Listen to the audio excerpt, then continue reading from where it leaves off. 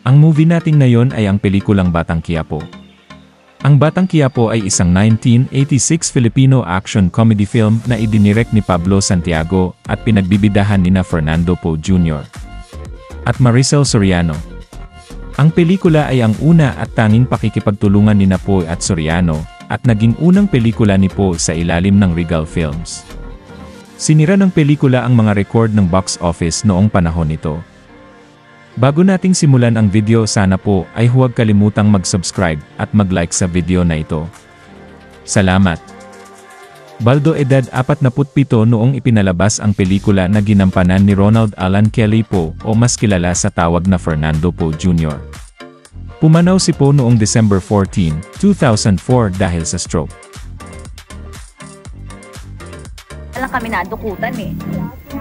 Dinukutan niyo si Baldo. Oh. Diyan kayo nagkamali. Dinudukot niyo pa lamang ang mga bulsa ng nanay at tatay ninyo. Hari na naman dito sa Quiapo si Baldo. Maria edad 21 noong ipalabas ang pelikula na ginampanan ni Maria Cecilia Dador Soriano, edad ngayong taon 59.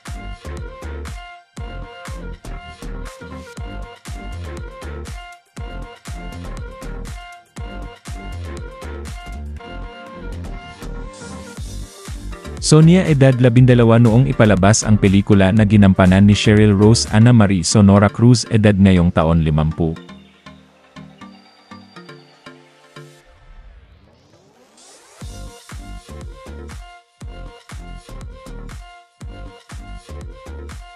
Ano ate? Ibig mo sabihin pumatol ka dyan? Luka-luka. Anong patol-patol ang pinagsasabi mo dyan? Mona edad 14 na noong ipalabas ang pelikula na ginampanan ni Manilin Villamor Reynes, edad ngayon taon 52.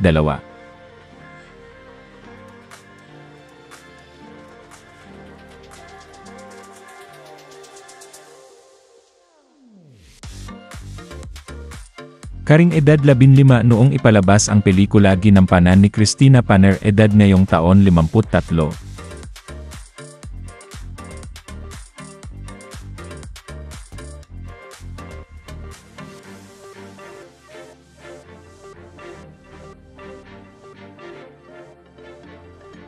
Dodong edad 12 noong ipalabas ang pelikula ginampanan ni Charles de Joya Dreyfus, edad ngayong taon 50.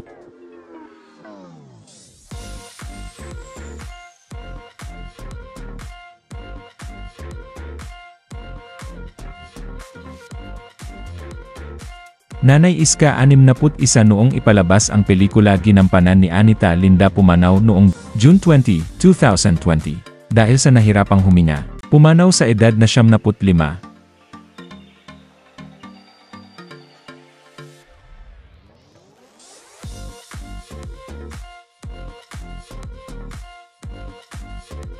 Mang Minyong 37 noong ipalabas ang pelikula ginampanan ni Augusto Victa, pumanaw sa edad na 70.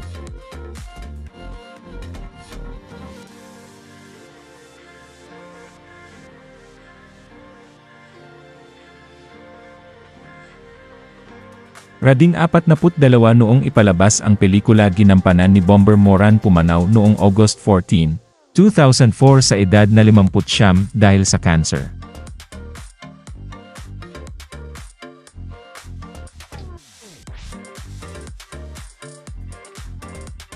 Momoy 58 noong ipalabas ang pelikula ginampanan ni Prudencio Valdivia o mas kilala sa tawag na Dencio Padilla.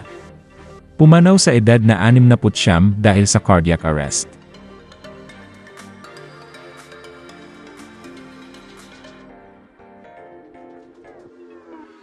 Mila 57 noong ipalabas ang pelikula na ginampanan ni Bella Flores. Pumanaw si Bella edad na 84 dahil sa surgical complications.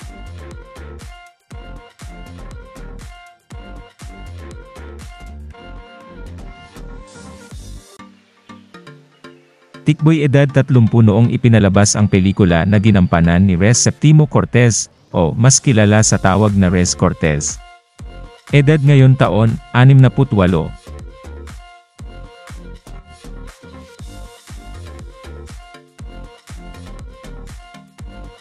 Kits edad 54 noong ipinalabas ang pelikula na ginampanan ni Francisco Bustillos Diaz Sr. o mas kilala sa tawag na Paquito Diaz. Pumanaw si Paquito sa edad na 78 dahil sa cancer dahil sa sobrang paninigarilyo.